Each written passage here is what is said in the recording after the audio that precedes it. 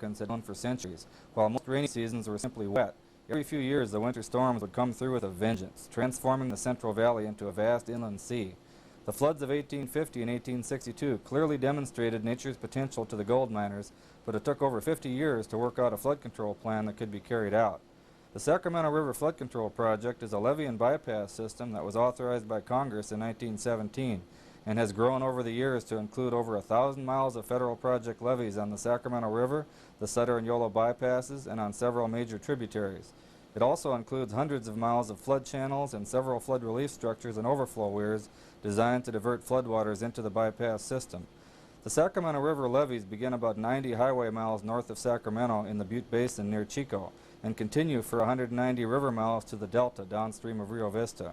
The flood handling capability of the original project has been greatly enhanced over the past half-century by the construction of Shasta Dam on the Sacramento River, Oroville Dam on the Feather River, New Bullard's Bar Dam on the Yuba River, and Folsom Dam on the American River, which added a peak flow detention component to the original levee and bypass system. The 4 reservoirs formed by these dams added over 2.5 million acre-feet of seasonally reserved flood control storage to the Sacramento River flood control system.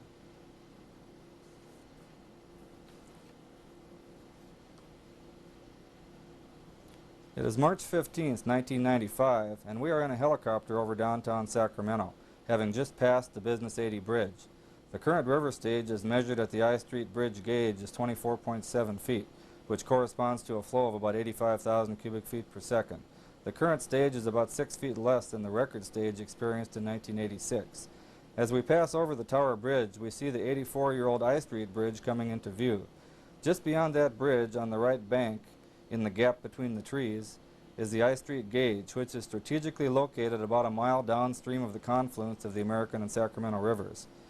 The American River, coming in from the right, is bringing only about 25,000 cubic feet per second into the Sacramento River this morning, half of what was being released from Folsom Dam 2 days ago. The I Street Gauge is the key measuring point for determining the operation of Sacramento Weir. When the I Street Gauge reads 27.5, a flow of about 94,000 CFS, and the river is rising, Corps of Engineers criteria require that we begin opening gates on the Sacramento Weir and continue opening gates until either all 48 gates are open or the river stage at the Weir stabilizes at 27.5 feet. During high water periods, an interesting phenomenon frequently occurs in this 3.5-mile reach of the river between the mouth of the American River and the Sacramento Weir. When the combined flow of the Sacramento and American rivers exceeds about 100,000 CFS, the water surface will be highest at the confluence of the two rivers, causing reverse flow in this portion of the Sacramento River. Thus, the Sacramento Weir acts as a safety valve to divert American River flood flows in excess of available downstream capacity in the Sacramento River away from downtown Sacramento via the Yolo bypass. We are now flying over the 2,000-foot Sacramento Weir built by the city of Sacramento in 1916 and 1917. There is a total of 22 gates currently open out of a total of 48 gates. We are now going to quickly show you the gate opening procedure for the Sacramento Weir. If you look closely, you will see the catch being pulled on the release mechanism that allows the retaining beam to swing out at one end, which then allows the 4x12-inch, 6-foot-long vertical timbers that we call needles to rotate forward on their pivots and allow the water to come through the gate.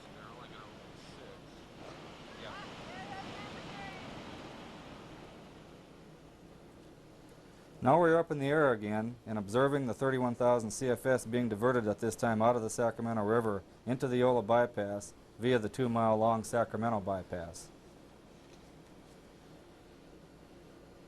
We're looking down the Yolo bypass right now over the Fremont Weir. You can see the turbulence of the water going over the weir. This structure was built in 1924, which was a happy coincidence because that was the driest year of record and they had plenty of time to work on it.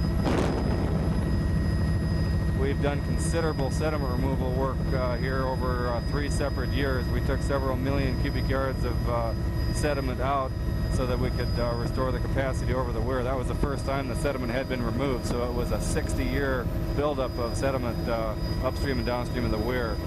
You can see that we left a lot of the riparian vegetation. We worked around the larger trees as we removed sediment so we could have that for wildlife habitat. This area is managed by Department of Fish and Game for its habitat value. You can see the outline of the low-flow channel of the Sacramento River to the right. and the outline of the 1 3/4 mile long weir itself in the center of the screen.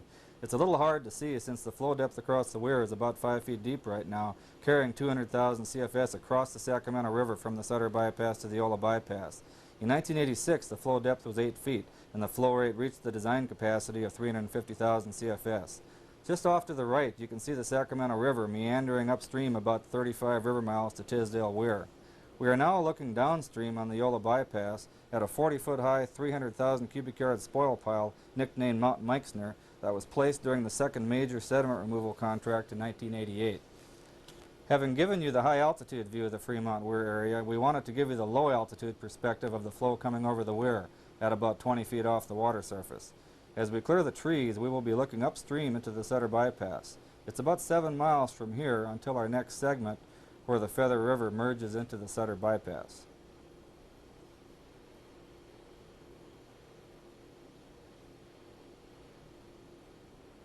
We are now flying upstream on the Sutter bypass, and on the right is the low flow channel of the Feather River. During the summer, you would only see water in the Feather River. The Sutter bypass on the left would, of course, be dry. We are seeing the Feather River entering the Sutter bypass from the right and are looking upstream.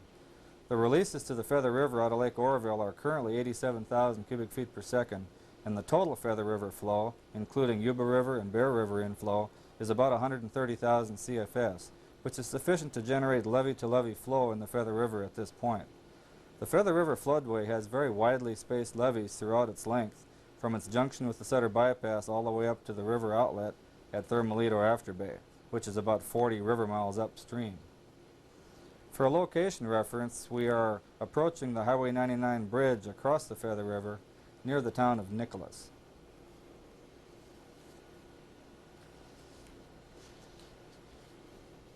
We are now coming up on the river outlet to the Feather River from Thermalito Afterbay. The flow through the river outlet matches the flow from the Oroville spillway.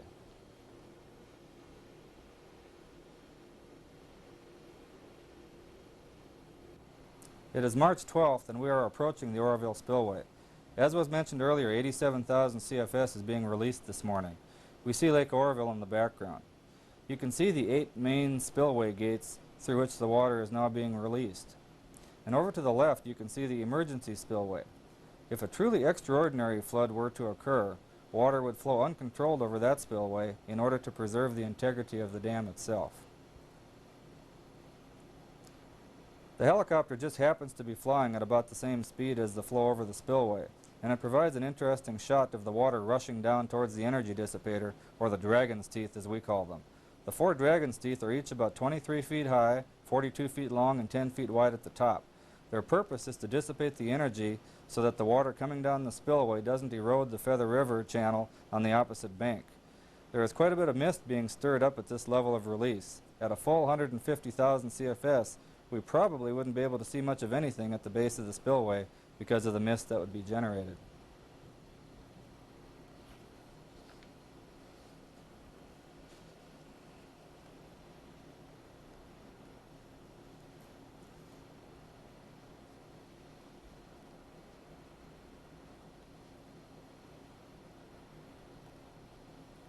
We are looking at the Deseret Levee, an agricultural levee which is the site of our famous sandbag levee repair, which was supervised by our flood project inspection section. The incident commander supervised about 100 Division of Forestry inmates to do this work over 8 days in early February. The failure occurred during the January storms, and it appears that water seeped through a sand lens and emerged near or directly under the levee, creating a boil right at the levee.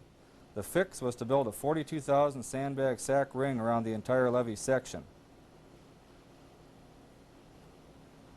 We are now looking downstream down the Sacramento River. You can see the low flow channel of the Sacramento River on the right.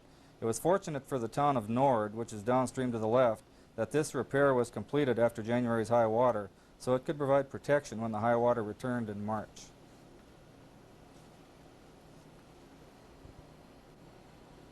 We are now looking at the M&T flood relief structure, which is basically a low spot in a local levee, and is one of 3 very important overflow areas in the Butte Basin, just upstream of the leveed portion of the Sacramento River. It is 4,700 feet long, and the water is flowing about 2 feet deep over the FRS today, and it is carrying about 25,000 CFS. At design flow, it carries about 5 feet of water, and diverts about 70,000 CFS out of the Sacramento River. We are now looking towards the west end of the M&T FRS and are seeing the beginning of the Murphy Slough plug, which is about 10 feet higher than the FRS and prevents the river from cutting off at Monroeville Bend. If a permanent cutoff occurred, the river stage at the M&T FRS would drop several feet and would reduce the effectiveness of the flood relief structure in diverting excess water out of the river. Beyond the end of the Murphy Slough plug, you can see water flowing across the tip of Monroeville Bend. We are considering whether the Murphy Slough plug should be extended further west to assure prevention of a future cutoff. On the right, you can see Stony Creek coming in at River Mile 190, bringing 15,000 CFS being released from the Corps of Engineers Black Butte Reservoir. We are now at River Mile 188 observing a breach at Road 29.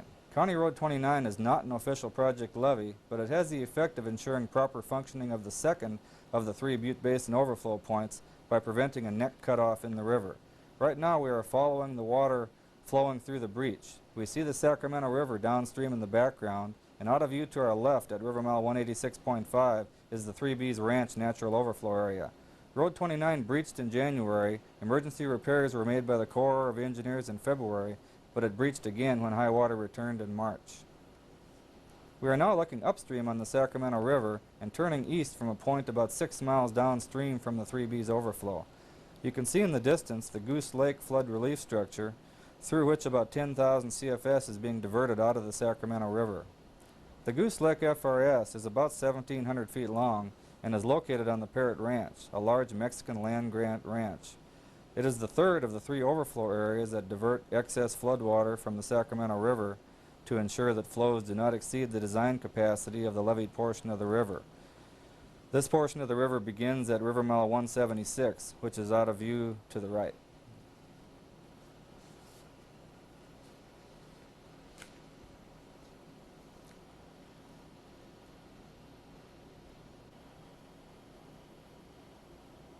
The molten weir at River Mile 158 is 500 feet long and was built in 1932.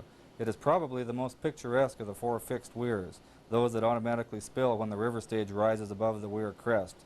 Molten weir discharges into the Butte Basin via 3 separate swales, with the Sutter Buttes rising distinctively in the background. These ground shots were taken on January 11th, with a 5.5-foot depth of flow carrying 24,000 CFS, about 1.5 feet less than the record flow, which occurred in 1983 and was 35,000 CFS. On March 15th, the molten weir was flowing 4.2 feet deep, carrying 15,000 CFS out of the river. We are now approaching Colusa Weir, which is at River Mile 146. I want to call your attention to the island in the center of the screen, which did not exist when Colusa Weir was built in 1933. Over the years, that island gradually grew larger, forcing the flow of the Sacramento River around to the right. On the left, you can see a pilot channel that was dug in 1988 to allow water to go around both sides of the island and distribute the flood flow more evenly across the weir. 1995 was the first year that we had significant sustained high flows, and the pilot channel, which we are flying through right now, has worked very well. Colusa Weir is 1,650 feet long and today is flowing at a depth of 5 feet, carrying about 45,000 CFS out of the Sacramento River.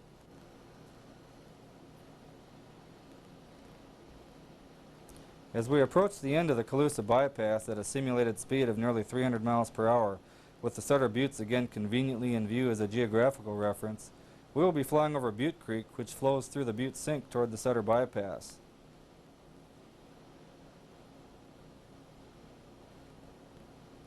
As we cross over Butte Creek, we will make a loop around to the right to show you 2 things. First, you will see the 2 spoil piles containing a total of 3 million cubic yards of sediment that was removed from the bypass in the mid-1980s.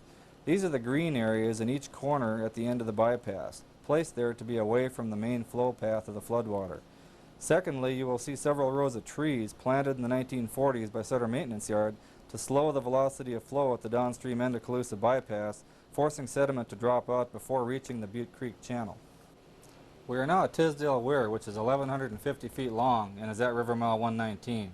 Today it is flowing at a depth of about 5 feet and carrying about 17,000 CFS out of the Sacramento River into the 4-mile-long Tisdale bypass. During the mid-80s, we removed about 2 million cubic yards of sediment that had built up to a depth of about 4 feet in the bypass. The Department of Fish and Game manages the bypass area for habitat purposes, and we left the trees along the sides to benefit wildlife. We are now approaching the end of Tisdale Bypass, and as we turn to the south, we will be looking downstream on the Sutter Bypass. At this point, we are 35 miles upstream of the end of the Sutter Bypass at Fremont Weir. The Cache Creek Settling Basin is about 5 miles downstream of Fremont Weir.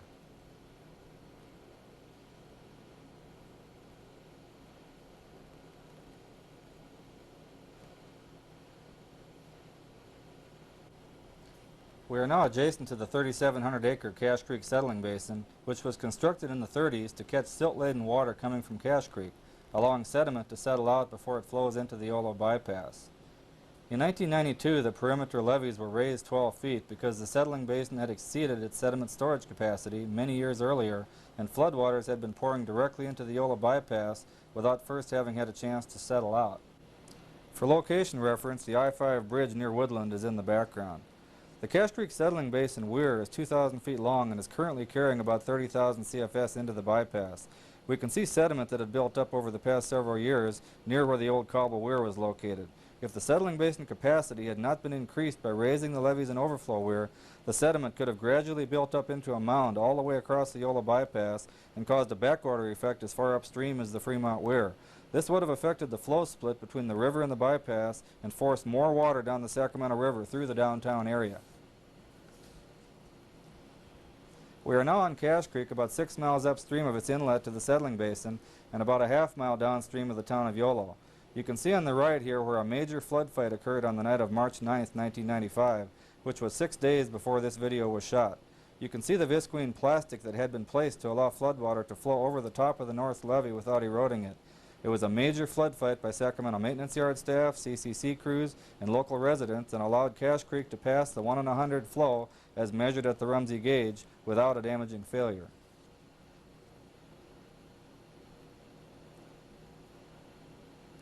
We are now proceeding from the Yolo bypass up the Sacramento bypass towards the Sacramento Weir. The Sacramento bypass is about 2 miles long and discharges into the Yolo bypass about 8 miles downstream of Cache Creek Settling Basin. The Sacramento bypass is also managed by the Department of Fish and Game for habitat value, and you can see the riparian vegetation has been allowed to remain along the bypass levee toes. 22 gates were open for 2 weeks, from March 11th to March 25th. We now will see the gate closing procedure at the Sacramento Weir. As mentioned earlier, the objective is to maintain a Sacramento River stage of 27.5 feet at the weir until the river crest passes. When the river stage drops to 25, the Corps' operating criteria requires that we begin closing gates. Here we are lowering the combination work platform stop log into place. That device slows the flow of about a 3-foot depth of water while our maintenance workers go down on the work platform and begin pulling up the 4x12 inch, 6-foot long wooden needles. The current record for pulling the needles is 9 minutes for a single gate. That record was set this year.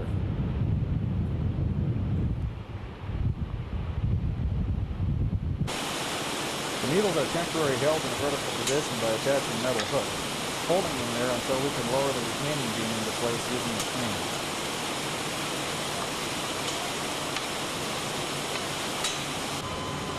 The beam is lowered into vertical slots in front of the needles, and the release mechanism is then securely locked. As you can see, there are usually quite a few damaged needles to replace after every weir opening. That completes this brief video tour of the major features of the Sacramento River flood control system during the 1995 high water.